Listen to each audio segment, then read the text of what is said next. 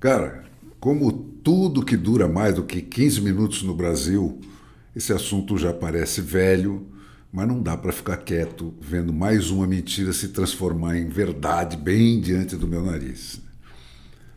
A minha aposta, cara, é que o tema do fechamento do X vai permanecer quente até o primeiro turno da eleição em São Paulo, se houver um turno só, ou até o segundo turno, se houver dois. Pode ser até que eu perca essa aposta. E nesse caso eu vou admitir alegremente que eu errei. Mas eu não posso assumir o risco de apostar diferente diante de todo o retrospecto desses 5 anos de império do jogo bruto do Alexandre de Moraes. É evidente que o banimento do X do Brasil tem por alvo caçar a palavra de uma multidão de 23 milhões de usuários majoritariamente hostis a essa ditadura, que vê a captura do último orçamento significativo da República, que é o da cidade de São Paulo, né, como golpe de misericórdia que vai tornar irreversível o fim da democracia brasileira.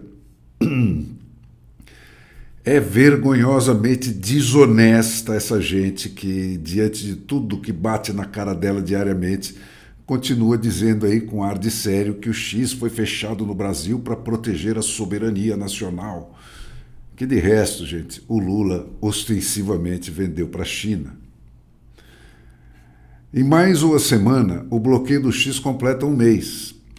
Começou no 30 de agosto. O inquérito do fim do mundo, aquele iniciado para livrar o Toffoli, o amigo do meu pai, das culpas que ele tem no cartório, esse já completou 5 anos. 5 anos. E é mentira que quem violou a lei brasileira foi o Elon Musk.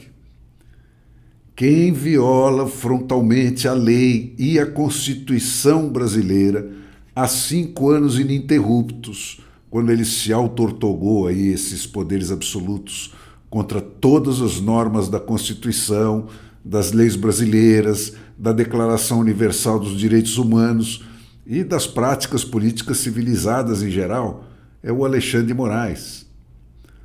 O Brasil se tornou o grande laboratório da conspiração global contra a liberdade de expressão, que é o fundamento central da democracia. O grande laboratório do golpe made in Foro de São Paulo, que é esse que se dá pela tomada do Poder Judiciário, né, o único que não é eleito, né, e que depois dos ensaios da Venezuela e das cercanias, né, o Alexandre de Moraes está nos impondo a ferro e fogo. Essa guerra dele contra a desinformação tem sido, sem nenhuma exceção para desmentir a regra, né, uma guerra para silenciar qualquer um que se atreva a desafiar qualquer das ordens com que ele acorda cada manhã na cabeça, qualquer um que se opõe à censura, qualquer um que constate que a eleição passada não foi um exemplo de integridade e transparência, qualquer um que afirme que essa urna eleitoral transformada em dogma é o que é e serve para o que serve, qualquer um que apoie o Jair Bolsonaro e agora qualquer um que não apoie o Guilherme Boulos de São Paulo. Essa defesa da democracia dele depende de calar mais da metade do país. Portanto, os 23 milhões de usuários do X são só um troco. Com o Elon Musk, cara, como mostraram lá aquelas ordens escritas e assinadas por ele, né, exibidas nos Moraes Papers, né, aqueles que foram escancarados lá pelo Glenn Greenwald, na falta de jornalistas nacionais honestos, né, tá mais para achaque de filme do chefão que para sentença de juiz de Suprema Corte.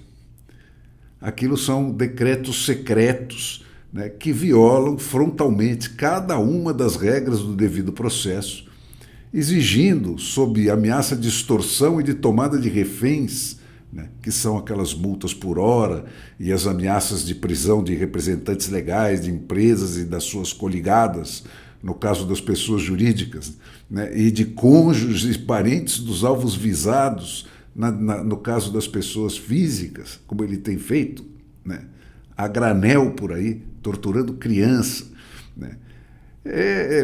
Foi com esses expedientes que ele exigiu que o X assumisse como crimes dele próprio as ordens que o Alexandre de Moraes sabia que eram criminosas, né, para cassação da palavra e expulsão da praça pública do debate político nacional de nada menos que senadores eleitos pelo povo brasileiro e outros cidadãos sem nenhuma culpa no cartório. Cara, é facílimo imaginar como que um cidadão nascido e criado numa democracia pode ter recebido algo como isso aí, né? É fácil imaginar o Elon Musk perguntando para o seu advogado, primeiro, se um atentado tão grosseiro vinha mesmo de um juiz de uma Suprema Corte, né? E depois de confirmado, perguntando, incrédulo, se havia alguma lei no país que permitisse essa violência. E é fácil imaginar que, diante da resposta óbvia, ele preferisse ficar com o que está escrito na lei e na Constituição brasileira do que assumir como seus os crimes que queriam lhe impor alguém que se comportava como um celerado. O Elon Musk, enfim, gente, levou o Brasil mais a sério do que o Brasil é e claramente confiou na sua população que a sua população reagiria mais dignamente do que até agora ela reagiu. Agora, feito o que ele podia fazer, ele ligou o foda-se. Liberdade, gente, é para quem faz por merecê-la. O que está em curso nesse Laboratório Brasil, gente, é um remake da Idade das Trevas, agora computadorizada, de padrão chinês, né, por parte aí de uma hegemonia esgotada, né, que, tendo se instalado no poder lá nos inícios do século XX, né, vendendo o fim dos privilégios hereditários, a libertação do trabalho do capital, a defesa dos direitos humanos, a igualdade e o fim dos monopólios, mas que agora, ao fim de 100 anos lá, né, virou o exato avesso de tudo isso e, não tendo mais argumentos que apaguem a realidade da sua história terrível de sangue, de suor e de lágrimas, né, quer se manter no poder eternamente pela força. É para isso, não é que ele propõe, né, ele está nos impondo a demonização do esforço e do merecimento, a volta do privilégio hereditário, agora não mais pela excelência lá do sangue azul, mas em função de atributos de raça, de gênero ou outras formas de declaração formal de adesão aos crimes do rei, né? Essa gente, essa conspiração global está nos impondo o relançamento do absolutismo monárquico, tendo agora como modelo de governo nacional, gente, a sacralização dos monopólios e o controle da plebe pelos barões criados aí para gerir esses monopólios, né, em primeira instância, e pela polícia política em última instância, né? Isso como governo nacional. E como modelo de governo global, né, o relançamento de um papado sustentado por dogmas impostos pela violência de uma nova inquisição cibernética aí, né, com sede em Davos, né, até segunda ordem. Gente, não tem mais engano inocente possível sobre a natureza do processo em curso no Brasil.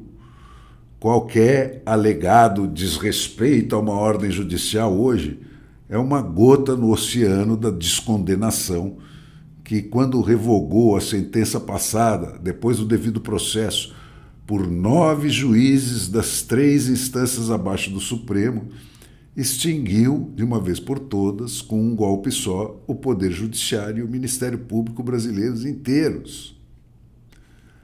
As alegações dos Luiz Robertos Barrosos da vida de que quem não estiver satisfeito com as sentenças recebidas deve recorrer são, a essa altura, mais que só cinismo, gente, um verdadeiro escárnio.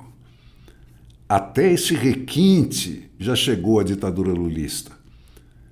O Supremo Tribunal Federal estabeleceu jurisprudência formal de que mesmo os erros comprovados pelos fatos como erros do Supremo Tribunal são irrevogáveis. Não tem jeito. Cara, a democracia nasceu quando, em 1605, o Edward Coke, que era o juiz supremo da Inglaterra, declarou o rei under God and under the law. O Supremo Tribunal Federal declarou a si mesmo não apenas acima da lei, mas acima dos fatos. E isso põe o Brasil de volta no século XV, gente, reduzido a um absolutismo feroz, sem aristocracia, onde a nobreza resulta exclusivamente de um comércio aí de privilégios que rigorosamente não obriga a nada, muito pelo contrário.